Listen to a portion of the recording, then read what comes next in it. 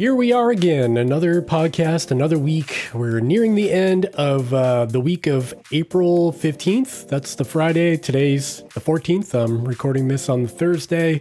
And we're back for another review in fitness tech wearables. What happened this week? Not just wearables. I talk about everything here, where it's either endurance sports, what I've been up to, what released this week, what firmware updates came out, what I'm working on YouTube, all the things. I'm your host, Dave, and if you enjoy this kind of content, go check out the YouTube channel, which is probably where you came from if you're listening to this right now, but do it anyways, because it's a lot of fun over there. Okay, so episode 3, Week in Tech Review. Today we're going to be talking about a few random items I've pulled from the news, but they're all pretty hot topics, and it's a little bit of everything today. Before we get into that, I do want to thank the Patreon members from YouTube and from the YouTube members as well. They help support the channel and this podcast. It really means a lot to me. And if you feel like supporting this podcast, go check out the link in the show notes down below. Also, a big noteworthy thing happened over on the YouTube channel. We hit 10 million views. Just crazy to think about. 10 million eyeballs, well, I guess 20 million eyeballs, because everyone has two, have viewed some kind of content on the Chase to Summit YouTube channel, whether that be a vlog or a review or whatever. So 10 million people, really, really incredible stuff. So I appreciate that. Thank you for following along. I also wanted to just mention that if you have any ideas for the podcast, for the show, what I'm doing here, make sure to head over to my Instagram account, which is linked in the show notes of this episode, and hit me up and give me some ideas on who you'd like to see as a guest or listen to, what topics I should cover. I'd love to hear from you. And I've had a few people reach out so far, and it's pretty cool to engage with you and know that there's somebody listening on the other end of this microphone. So thanks for that. So we've got Easter approaching here in New England. I don't know where you're from, but we've got Easter here. I think everybody does. I don't really know. I'm not overly religious or anything, but my family and I, we do celebrate Easter. We do an egg hunt with the kids, and it's a lot of fun. But that also means one other thing is coming up, and that is on Monday, the 18th, we've got the Boston Marathon. And if you don't know, I'm from Massachusetts myself. Boston's only about 30 minutes from where I live. So pretty exciting. Everyone gets very excited about the Boston Marathon around here. A lot of visitors from out of town, a lot of hype, a lot of stoke, and it's an exciting time of year. Right now, the weather looks okay, I think, for the Boston Marathon, so the runners should have a pretty good day out there. And I've actually been considering popping by and hanging around the Boston Marathon Expo, which is like where all the big brands kind of hang out and show off their latest and greatest stuff. There'll be a booth for COROS and Garmin, and I think all the major brands will be there, along with a lot of footwear brands like New Balance and everybody else. So I've been considering trying to find the time to go and hang out there. I'm not really sure if it's worth the while. It could be cool. It could not be cool. I also want to try to make my way to the finish line area to see if I could try to cheer in some runners. I'm obviously not running, and I'm not fast enough to qualify, but I do have a couple of friends running, so it'd be cool to cheer them on. Okay, with all that jabber out of the way, I'm really getting into the podcast bantering at the beginning of these things. We've got some news on the table here. First up, and probably the most exciting thing that happened during the week, was the Polar Pacer and Pacer Pro were released yesterday on Wednesday, the 13th of April. And I have a whole video about this up on YouTube that's like 22 minutes long. So if you want the full in-depth review on that, check out the show notes for that, and I'll link you over there. I'll give you the kind of long and short of it here in the podcast. Basically, these are two new devices from Polar, and they're aimed specifically at runners. So it could be any runner, trail runner, ultra runner, road runner. And there's a lot of great features here. So the Pacer Pro does have running power from the wrist. It's got some navigation features, breadcrumb mapping. It's got a 1.2-inch transflective display, decent battery life with up to 35 hours in GPS mode. We get 100 hours in power save mode and 7 days in standby mode, which isn't amazing on that 7-day part, but it is what it is. Now, the more expensive one is the Pacer Pro, and that'll come in at $299. But the important thing to note there is that at $299, it's one of the more compelling options when it comes to triathlon or multi-sport watches, because at that price point, there's not much out there except for Polar's other watch, which is the Polar Vantage M2, which I think they actually just killed with the release of the Pacer Pro. Actually, I feel like they killed a lot with the Pacer Pro, but we'll talk about that in a minute. Now, the other device that came out is a cheaper version of the Pacer. That's just called the Polar Pacer. And this name, actually, I didn't know this, but Ray over at DC Rainmaker mentioned this in his video. The Polar Pacer is actually a device that came out like over a decade ago from Polar. It's one of their very early running watches, designed for running, for keeping your pace on your wrist. And it's funny because from my perspective, I thought the Pacer was kind of a ripoff of what COROS has done with the COROS Pace 2. But it's not that case. They already own that name, so I'll give them credit for that. And maybe COROS is the one that stole the name for the Pace 2. I don't know. Anyways, I digress. The cheaper Polar Pacer is a $200 watch, which is a lot more appealing for a lot of people, especially at that price point. There's not a lot out there, like good stuff at $200. You basically got the Garmin Forerunner 55, the COROS Pace 2, and now this Polar Pacer. I'd say those are the top three $200 watches out there that are worth your while. There's a lot of junk out there. I feel like the Fitbit offerings that in that sub $200 price point are kind of meh. I've had mixed GPS and heart rate accuracy with those. So these three are pretty promising. And out of the bunch, I feel like I like the COROS Pace 2 the most. But I also haven't had my hands on the new Polar Pacer. They only sent me the more expensive version in the Pacer Pro. Man, I just said the word pace a lot, so forgive me for that. How about you drink every time I say Pacer or Pace? You guys will be drunk in like 10 minutes. I can't do that because it's actually the morning for me right now. Anyways, pretty exciting announcements from Polar. There's a lot of offerings here. I mean, I like these new watches. I just feel like they're kind of in an uphill battle when it comes to the landscape of what's out there right now. Like if you're just looking for a running watch, I feel like there's better options because like the COROS Pace 2, for instance, gets better standby battery life up to 20 days. These new offerings from Polar only go for 7 days, but there are some benefits, like their heart rate sensor is actually pretty good in my testing so far, pretty solid. The ecosystem's well polished. The app is really good. The sleep tracking's really good. And they have like, a smart coaching application where you can, import a 5K run workout and follow that to achieve your goals. So there's a lot of opportunity here with the Polar Pacer and Pacer Pro. I just feel like they've dived into a pool that's already so crowded at these price points that it's going to be hard for them to compete. But they are really good. I feel like if these came out like 3 years ago, it'd be a much different conversation where I'd be like, wow, these are a great value. Where today they are a great value. There's just so much else out there, like the Garmin Forerunner 55, the 245, and the Pace 2. So it's a tough challenge, but we'll see how these sell. I'm interested to see who picks these up. And yeah, I mean, I don't have complaints about them. A couple of complaints, but you'll see that in my YouTube video. Here, I'll just say they're pretty good, just not...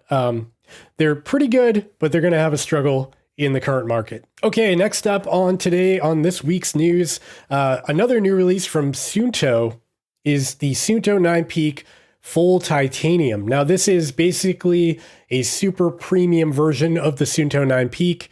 The Suunto 9 Peak comes in at, I think, $499, $599 price range, where this new version is $1,099. That's a lot of money for a Suunto 9 Peak. So for $1,100, you get a Suunto 9 Peak. There's no difference in the guts of the watch itself, but the whole case is made out of titanium, and it comes with a titanium bracelet in the box, which is really fancy looking. I'm not big on titanium bracelets because I see these sports watches as what they are. They're made for, tracking your activities and wellness tracking and going out on a run. It's not really for going to dinner with your boss. So I don't really do the bracelet thing. I get that I'm a sample of one, and there's a lot of people out there that are into it. Personally, I think this Suunto 9 Peak full titanium version is like crazy expensive, and I I don't know. In my brain, for what I paid for the Suunto Night Peak that I own right now, it was a tough sell for me because I wasn't totally in love with the watch, and you'll find out that in my review if you watch it. It's a good watch, but again, just like on that Polar Pacer conversation, there's a lot of competition out there at these price points. So the Suunto Night Peak had a tough go when it first came out. So this $1,100 Suunto Night Peak, it's titanium, it's lightweight. It's cool if you're into the Suunto ecosystem. For me, it's probably a pass, but it is what it is. I haven't tried one yet. I'm trying to get one, as a loaner unit just to test out and maybe do an unboxing on the channel. But so far, they haven't responded to my emails, which I'm not surprised about because I haven't said a whole lot of favorable things in the past. But it would be cool if they would answer my emails. And if you're listening, Suunto, I apologize, and hopefully you can respond to my emails. That'd be great. Okay, next up, we've got some new products from Beats, but don't get too excited. These are just new product variations from Beats. We've got the Beats Studio Buds, which they came out like a year ago, and they sent them to me to review. I like them. They're great little earbuds, great for like, commuting or just like working out in the gym and running and stuff. Good overall earbuds for the price point. They come in at $149, but you can often find them on sale. Now, the new releases here are literally just new colors that came out on the Beats Studio Buds. When they first came out, they were only in black. Now you can get them in like red, blue, white, all these different colors. So I thought it was worth mentioning. I'm not going to elaborate too much on it. So there you go. You get some new Beats Studio Buds. Okay, next up, we've got some news from Strava, this is actually pretty exciting. I'm excited for this. Strava now has new maps and better routing built into their platform if you use their course builder tool, which was already really good. Like, I actually use the course builder more than I like using the Garmin Connect course builder, even though that's really good as well. The course builder in Strava is just all that much better because you've got like the heat map built into it, and it's well laid out. It seems very polished. They did a good job with it. So anyways, the new maps and better routing, they've added 3D maps to the Strava course builder, which is cool. This is something COROS just did in their app a little while ago. And it seems like these are tied together in some way because I know COROS and Strava have worked together in the past. I don't know if they work together on this, but now there's a 3D map, which is super cool. So if you plan a trail run up a mountain or something, you can actually see the mountain in like 3D space and your trail going up the mountain, which is just super cool to play with. And they also added points of interest, popular start points, and more. So that's really cool as well. Points of interest are like gas stations or like summits of buildings or hotels or lodging, that sort of thing. It's not all points of interest like you'd find on like a Garmin topo map, but it's a lot of things. So in particular, it's things that have to do with the route. So if you have a summit of a mountain or a viewpoint or a camp area, that seems to be added to the map. And then you've got popular start and stop points, which is cool too, because if you're new to an area, you're not familiar with the trails or whatever, you can find where most people are starting their runs. And I feel like that's really valuable data to have because a lot of times some of these trail runs or hikes are accessed in a really weird way. I know personally here in New England, we've got some trail runs that start in like a dead end road of a neighborhood. And if you're new to an area or you're traveling, you may not know that. So having that data on the map is pretty cool as well. This stuff is going to be available. I think it's available now. This email came out like last week, so I think it's available now. So go check out the course builder. Unfortunately, yes, if you are a free member, you won't have access to this. This is only for the paid members of Strava. So that, I forget what they call it, the Summit Plus or whatever subscription. I pay for it. It's like $8 a month, whatever. I mean, if it gives me any motivation to stay in shape, I'll pay $8 a month. In either case, it's there. Go check it out. And I think this actually poses some potential opportunity moving forward for something like the Apple Watch, where you've got a native Strava app on the Apple Watch. And if they brought over this mapping from Strava to the Apple Watch in some way and made it available offline so you could like download it to the storage of the watch, that would be crazy cool. And it would actually put some pressure on some of the competition out there, namely being Garmin, who has the market cornered when it comes to wearable maps on your wrist. Something like that would be super cool, especially with like points of interest and maybe making it routable and, being able to easily import your routes made in Strava over to the Apple Watch, without syncing or anything like that. That would be awesome. So they didn't announce anything like that. It's just something I think is potential for the future for something like an Apple Watch or a Google Wear OS device. All right, next up on the docket here is going into Garmin news. And first of all, we've got a rumor, not so much a rumor, but an observation that somebody in a forum on Notebook Check, I think, saw. There is a placeholder page for a Garmin Forerunner 955 that's been cached by Google. Now, if you don't know what that means, it means a page popped up on Garmin's website. Garmin realized it was an error, and then they deleted the page. But Google had already cached that data, so it stored it in their servers. So there's like a snapshot of this page in the Google servers. So you can actually find it if you Google it yourself. The interesting thing here is there's some details on this cached page. For instance, you can see that the Forerunner 955 is available or going to be available in a solar and non-solar version and potentially with LTE options. That's interesting. I think the presence of that solar version kind of implies that we won't see an OLED version of the 955, which is kind of a bummer because after the Garmin Epix came out, I feel like everybody wanted that OLED screen because it just looks so good. And we were kind of daydreaming on it being on a Forerunner 955 or something like that. Unfortunately, if it's solar, it's very unlikely that's going to be OLED, so take that for what it's worth. Also, this is all rumors and speculation and just something that someone saw on Google, so take this with a grain of salt. I know nothing. I don't have any behind-the-scenes info. Garmin hasn't told me anything. If they did, I wouldn't tell you. But just if I knew something, I probably wouldn't talk about this story. So, yeah, this is what I know so far, and this is what Google tells me. It's pretty interesting stuff. I think it's strange that there's going to be a solar and non-solar version in potentially no OLED model because I think that would have been really cool, but it is what it is.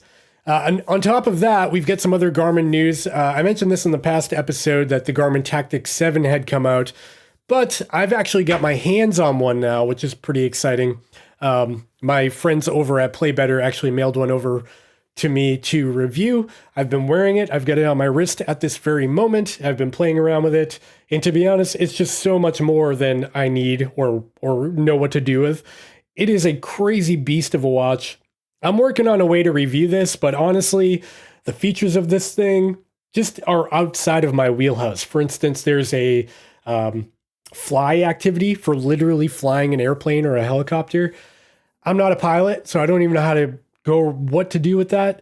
There's also like flight data where you can get like local airport weather and things like that. And again, I don't know what any of this stuff means. Like top of the page says METAR, and then it says wind 299G 17 KT. It's just a bunch of gibberish to me. I don't know what any of this means. There's also like, what is it? Night vision goggle compatibility, and there's something called tactical mode and ballistics, and I literally don't know what any of it means. So it's kind of overkill for me. I think the only reason a guy like me would buy something like this, I would not. But if I were interested in this, I think the only appeal from my perspective is really the look of it. It's basically a Garmin Fenix 7X, but it's got this like flat, minimal bezel with a matte black DLC coating, and it just looks super cool. So you kind of feel like you're Rambo with it, which is a good feeling for me because I'm far from being Rambo, but I'm also not Rambo. So a $1,300 watch, I forgot to mention it's very expensive, is not something I need. But if you are the market, if you're in the military or law enforcement or a pilot or a hunter, this is something you might be interested in. Or if you have lots of money and you think it's super cool and want the most features, and maybe you plan on being a pilot or something, it might be an option for you. For me, it's crazy overkill. I will have a video on it probably next week, so stay tuned for that. Okay, we are moving into Fitbit news now. Always fun with Fitbit. Last week I talked about them burning people's wrists and blowing up on people, and this week we're going to talk about what they're doing now, which is not blowing up on people.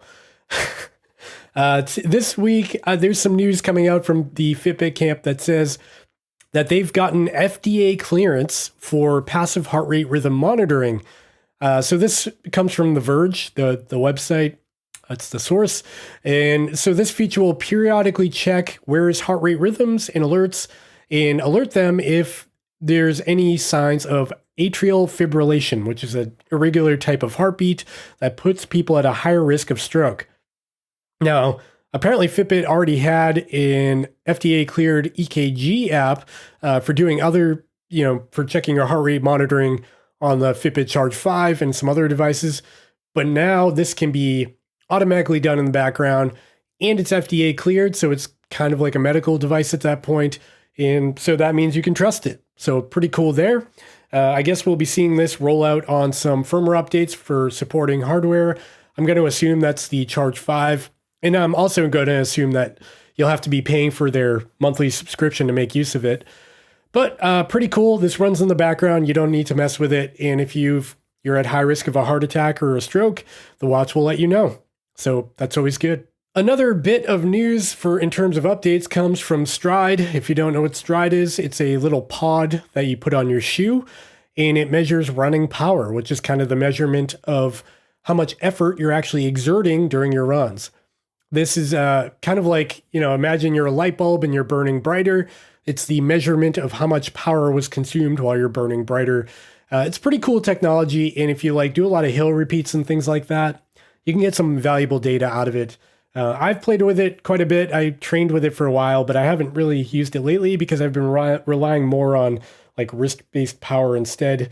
It may not be as accurate, but it's just so much more convenient. Anyway, Stryd has announced that there's a new free run mode that's going to be updated to the Stryd app on your phone. Now, previously, if you wanted to execute one of their workouts, that they have these pre-canned workouts you can do, and you can build a training plan out of them. If you wanted to do this in the past, you would need an Apple Watch or a Garmin in order to execute the workout. Now, they've added the ability to do these workouts directly from your phone with only a Stryd pod. So you pair the pod to your phone, you start the activity on your phone, you go for your run, and the app on your phone will guide you through the workout in order to achieve your training goal. Pretty cool stuff. And it kind of eliminates the need for a wearable on top of the Stryd pod.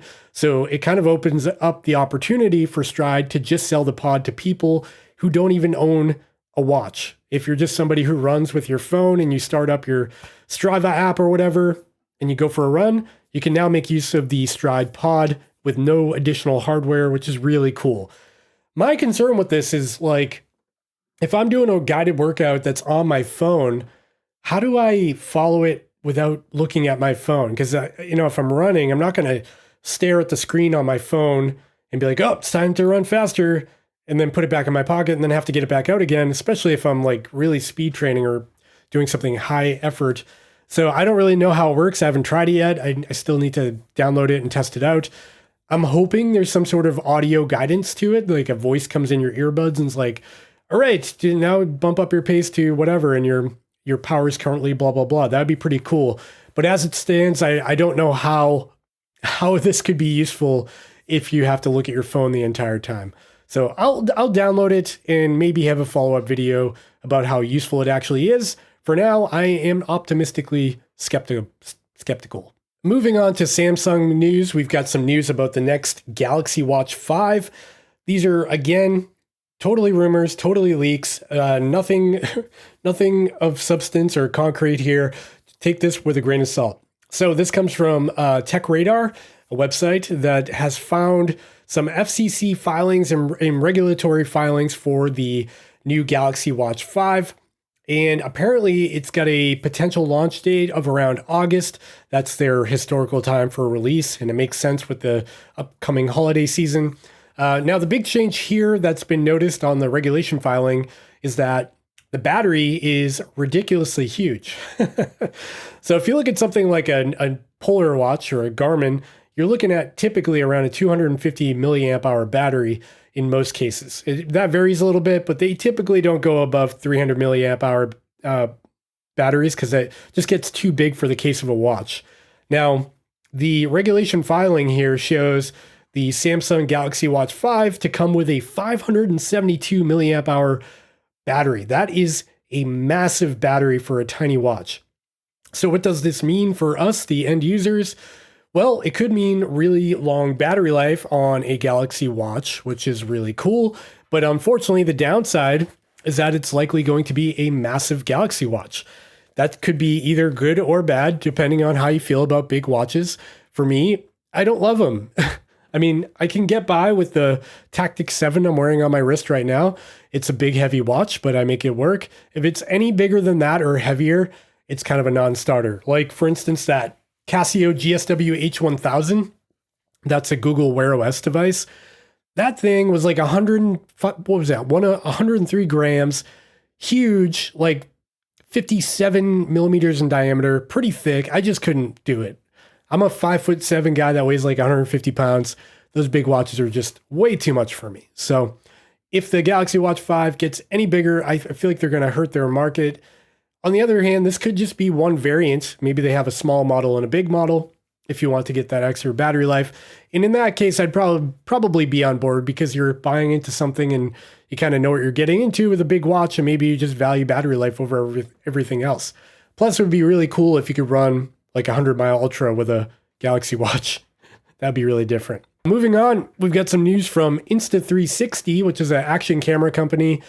They've released the new Insta360 One RS, which is a replacement for the Insta360 One, the One R. So the One R was an action camera that released a couple of years ago. I reviewed it on my channel. Pretty cool. It had a 5.7K sensor, but the real benefit to it was you could actually take it apart like a set of Legos and kind of swap out parts. So if you wanted a 360-degree action camera, you could pop on a module with 2 camera lenses. If you just wanted a 4K action camera with good stabilization, you could pop that module on. And if you wanted the big 1-inch sensor that was like good in low light situations, you could pop that on. So super cool. It had some issues with like the stabilization, and had some wonkiness to it, but it seems like they're addressing that with the One RS. And I'm going to try to get one to review on the channel. I don't have one yet, but on paper, it's pretty exciting, and I'm looking forward to trying it out. So if it's something you want to see on the YouTube channel, maybe shoot me an Instagram DM and let me know, because I'd like to know that. Typically, the view count on those action camera videos isn't crazy high. So like if it's a ton of effort, sometimes I just don't do it. But, you know, I'm interested about it, so I might do it anyways. On the other hand, we've got some news coming out of GoPro. They just released the most wacky action camera I've ever seen, called GoPro Bones. Now, this is only an action camera you'll be interested in if you have a drone, and particularly a drone that's like what do they call them? FPV drone. So you're those people that like do backflips and you dive through smokestacks and abandoned buildings and through windows on cars and under cars. That kind of drone flying. They typically, so let me give you some background on this. I'm not a drone enthusiast. I've got a drone, but I'm not really in tune with the FPV community. But from what I gathered, historically, what people would do is they would buy a GoPro and then they would gut it. They would take all the plastic off of it, take the camera out, take the printed circuit board out, solder things together, and then like duct tape it to their FPV drone. And the reason they did this was for weight. They wanted to eliminate all of the extra weight possible to get that camera as light as possible to put it on their drone so it wouldn't mess up their like flight characteristics or whatever. So I think GoPro finally caught on that people were doing this, and they decided to make it easier for people to just buy this GoPro Bones thing, because as it implies, it's literally just the bones of the GoPro.